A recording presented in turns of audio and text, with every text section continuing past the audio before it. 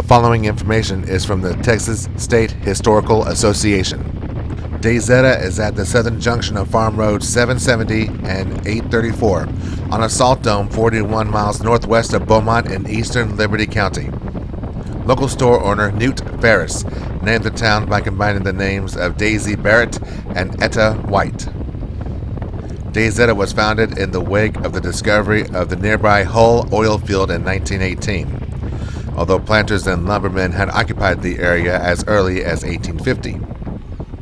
The Daisetta post office was established in 1921. The town was rebuilt after a devastating fire in 1924. Daisetta's economy, like that of its sister community of Hull, 2 miles north, depended largely upon oil. Several newspapers served Hull and Daisetta during the 1930s and 1940s. Among these were the Progressive Outlook, the Liberty County News, the Liberty County Press, and the Hull Daisetta News. Despite the proximity of Hull, Daisetta residents maintain a strong independent identity, voting to incorporate their town in 1946, 1955, and 1961. Daisetta's population, however, dropped as oil field production declined.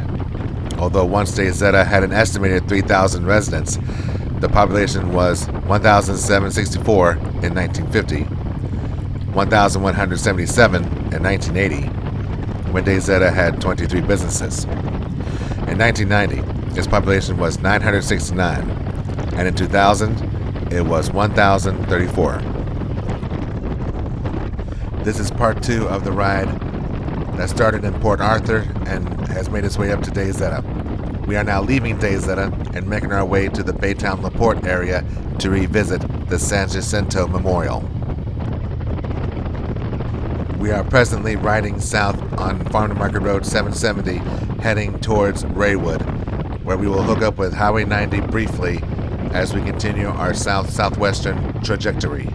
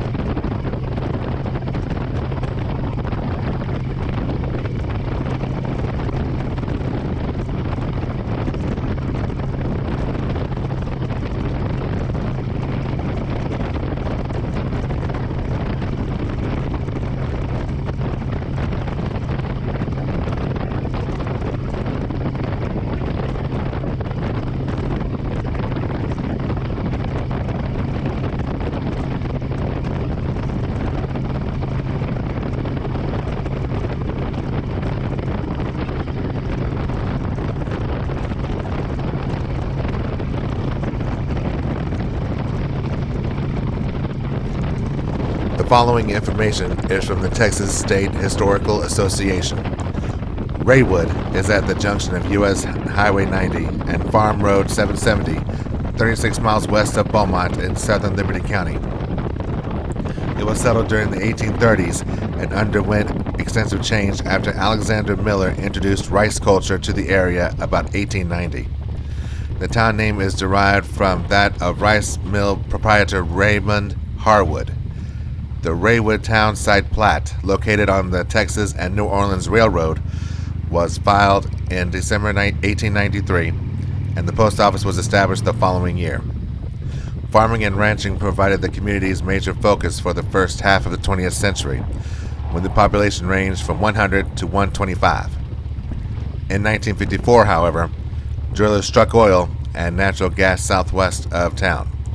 The population quickly doubled, and the number of rated businesses jumped from 4 to 8. By the mid-1980s, Raywood had 231 residents. In 1984, it had 23 businesses, dominated by 2 large grain elevators. Through 2000, the population was still reported at 231.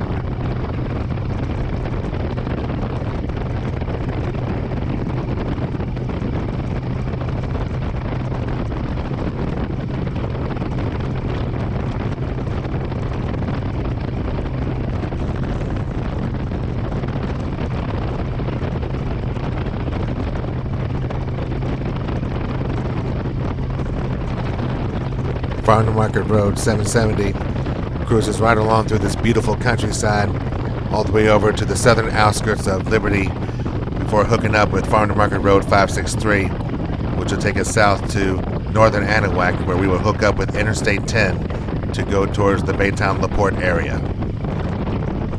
So for a few minutes, we're just gonna relax and enjoy the sights of the beautiful Texas country.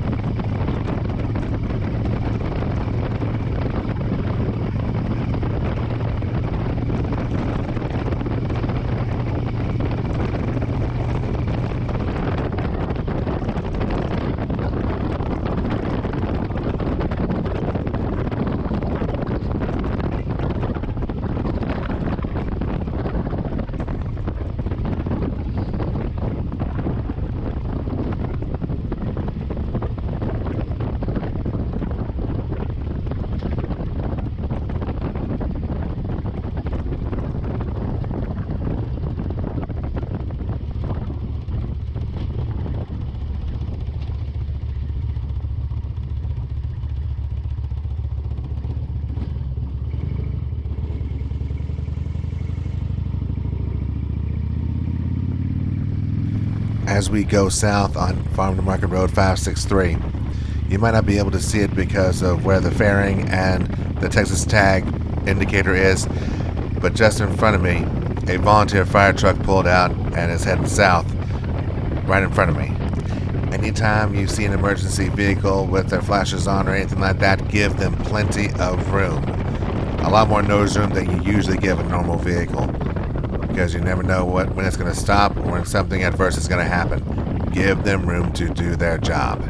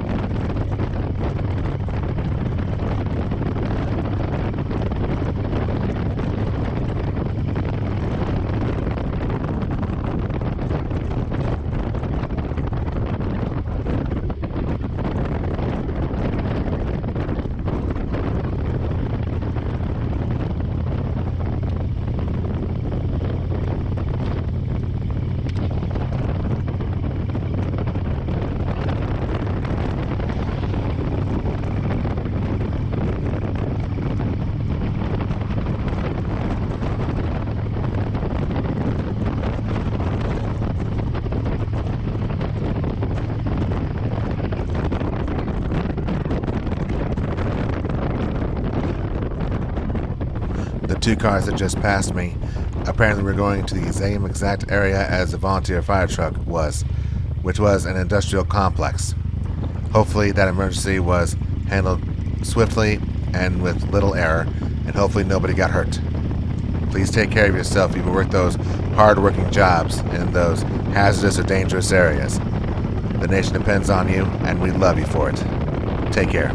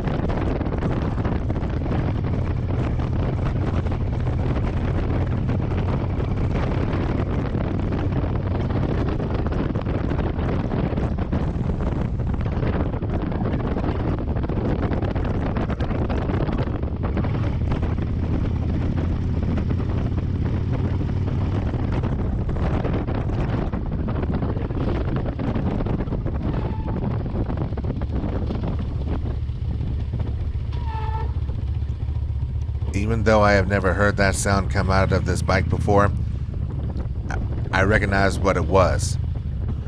The motorcycle has not been washed in the 2 months that it was in the shop getting repaired for that swing arm and other things.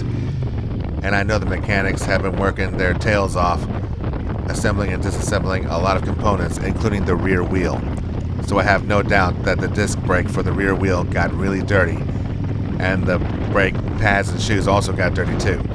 Dirt and grime can cause a moaning sound like you just heard whenever it is not cleaned. That's why you need to wash your bike regularly. I still had plenty of stopping power, even in the rear brake, but that is something that you have to make sure you do before you go on long extensive rides. Wash your bike, give it some TLC, especially after you get it out of the shop.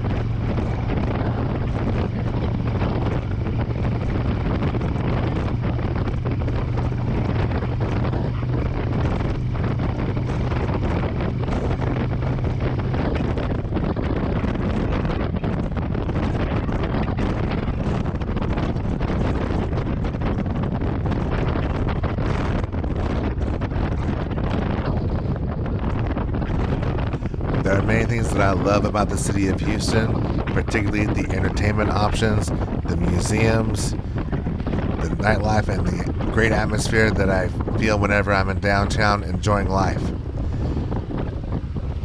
But sometimes my rides do not necessitate me cutting through the core of downtown and the traffic that is definitely a pain. Not as big of a pain as some other places that I've been to, but still, it's just one of those times that I just don't want to deal with it. Fortunately, there is a little detour that I can take now that I have the Texas Tag toll pass successfully harnessed to the front of my fairing.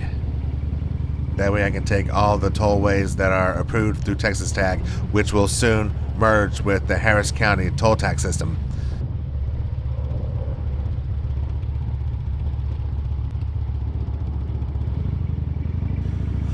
In an effort to effectively manage traffic around the Houston metropolis, there are 3 looped highways that are centered around downtown Houston. The innermost one is the Interstate Highway System 610. The second loop outside of that is the tolled Beltway 8.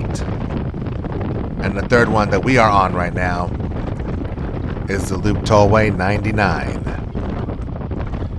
And yes, the Texas Tag is approved for Beltway 8, Highway 99, and for the majority of the toll roads on the Harris County toll tag system.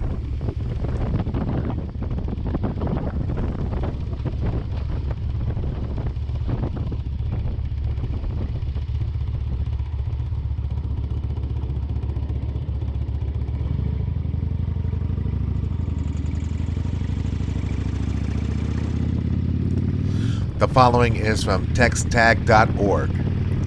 8 segments of the planned 107-mile Grand Parkway system are now open, which is part of the State Highway 99 Grand Parkway project, a planned loop circling the Houston metro region. Drivers can travel non-stop on the State Highway 99 Grand Parkway system through the northwest and northeast areas of Houston from I-10 near Katy to State Highway 146 in southwest Baytown. In addition to helping alleviate traffic congestion in some of the area's fastest growing communities, the State Highway 99 Grand Parkway system provides additional hurricane and emergency evacuation routes for the greater Houston area. Once completed, the planned State Highway 99 Grand Project will consist of 184 miles and 11 segments, designated A through I-2, will travel through 7 counties. All tolls are collected electronically on the Grand Parkway. Text Tag, Easy Tag, Toll Tag, K Tag, Pike Pass, and Metro Hot Lane toll tags are all accepted. Please keep your toll tag installed on your windshield and ensure your account information is up to date, including your license plate number, so that toll charges can be correctly applied to your account.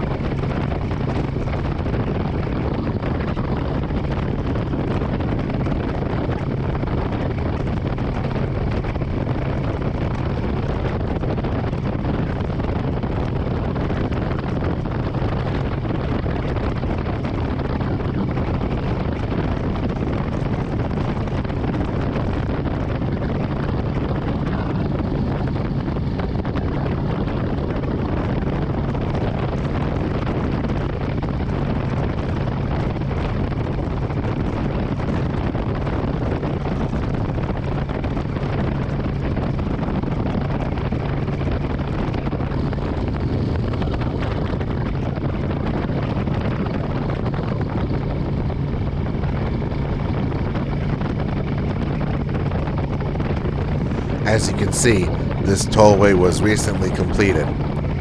I actually remember driving through here when it was being torn up and replaced. It was not a pretty sight. But on this ride, it was as beautiful as a highway can get.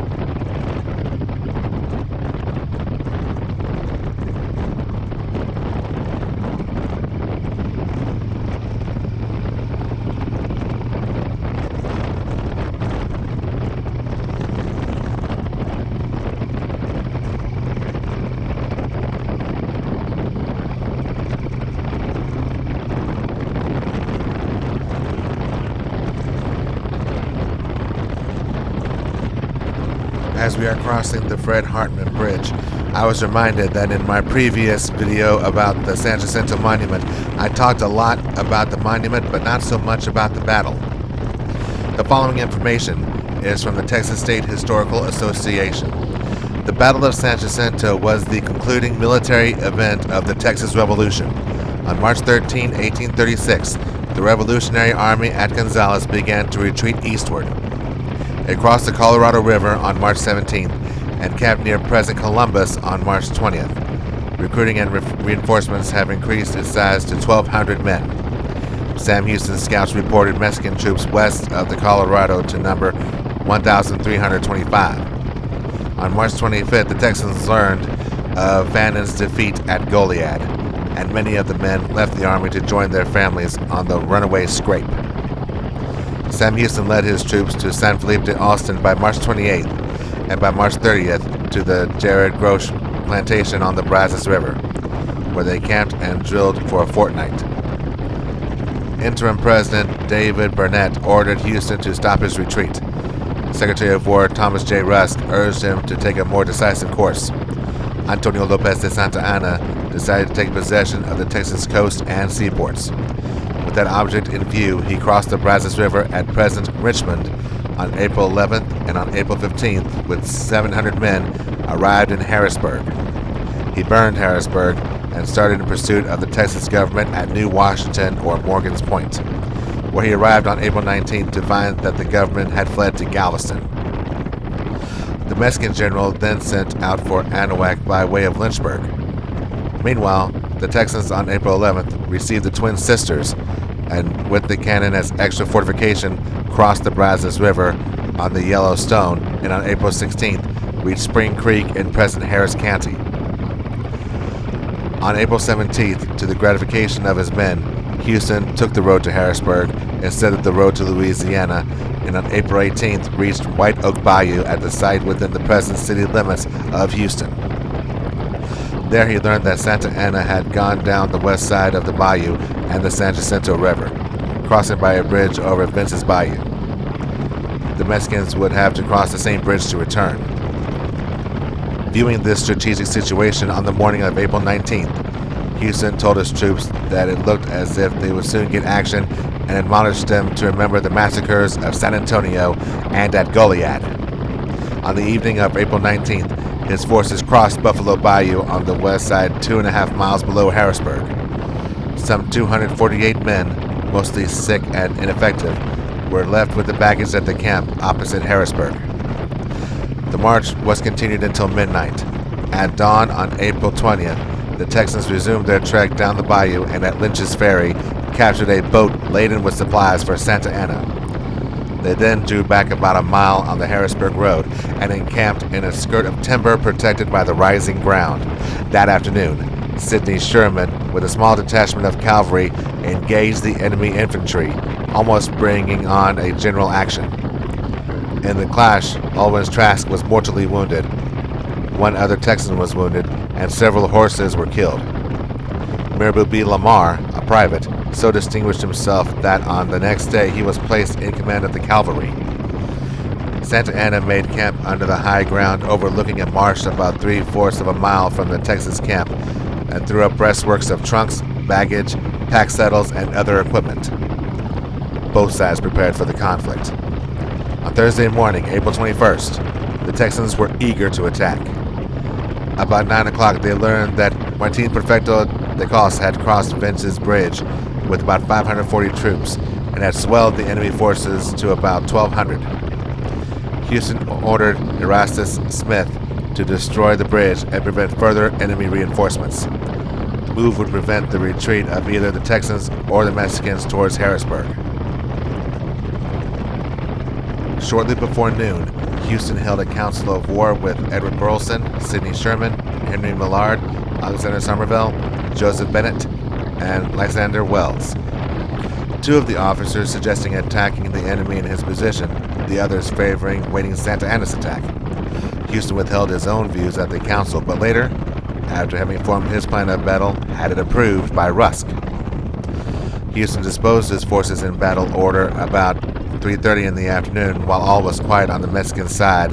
during the afternoon siesta. The Texans' movements were screened by trees and the rising ground, and evidently Santa Anna had no outlooks posted. The battle line was formed with Burleson's regiment in the center, Sherman's on the left wing, the artillery under Hockley on Burleson's right, the infantry under Millard on the right of the artillery, and the cavalry under Lamar on the extreme right.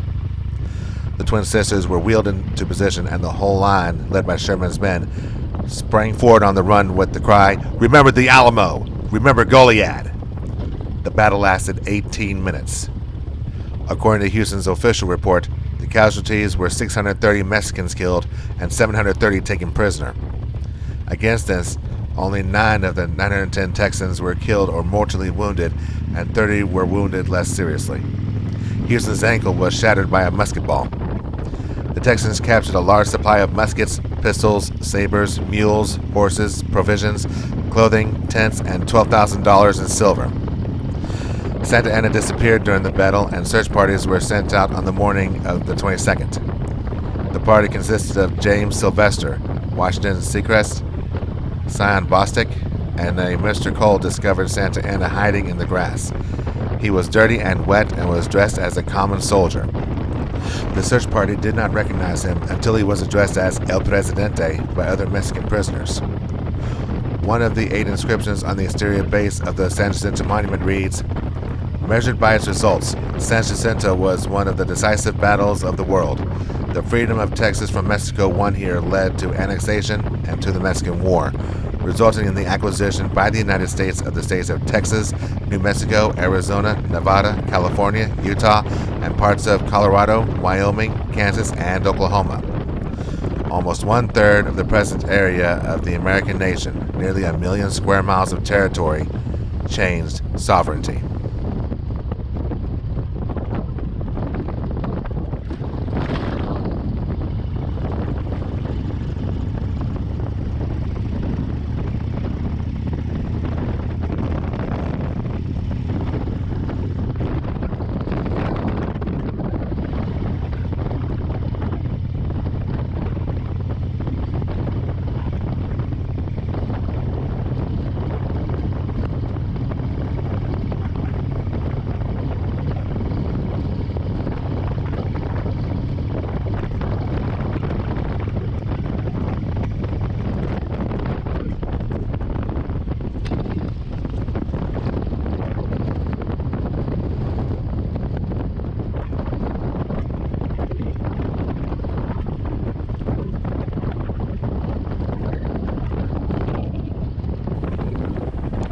I love how at this point in the video we are cruising up Independence Highway, and we will veer off to the right towards the San Jacinto battlefield and monument.